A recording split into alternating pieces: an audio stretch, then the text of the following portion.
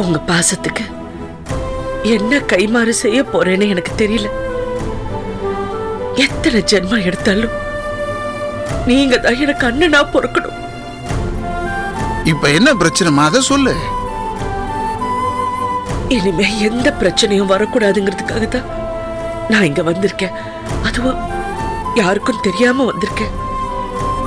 நீ என்ன சொல்றனே புரியலம்மா.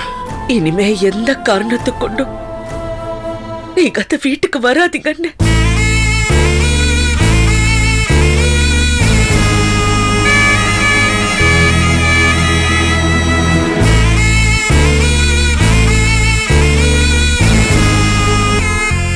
என்ன சொல்ற செல்லம்மா? புரியலையப்பா. மொத்தத்துல அக்கா நம்மளை வெட்டி விடணும்னு முடிவு பண்ணிருச்சு. அப்படி சொல்லாத மணியரசு. வெட்டி விடுறதுக்காக நான் சொல்லல. நாமெல்லாம் ஒட்டு உறவுமா இருக்கணுங்கிறதுக்காக தான் சொல்றேன்.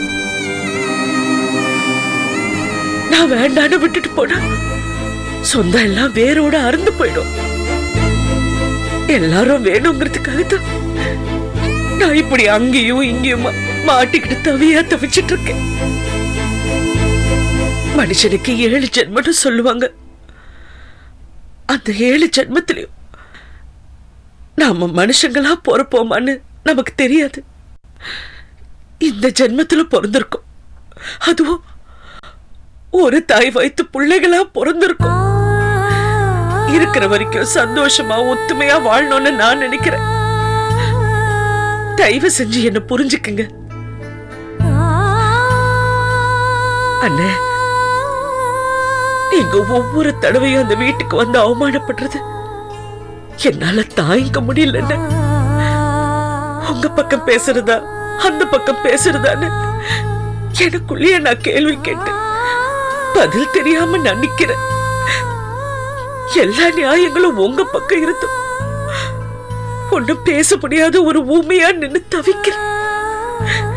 இன்னொரு தடவை அந்த வீட்டுக்கு வந்து அவமானப்படுறது என்னால தாங்கிக்க முடியாதுன்னு. அதனால தான் நான் சொல்றேன், தயவு செஞ்சு அந்த வீட்டுக்கு வராதீங்கன்னு. அங்க வராதீங்க.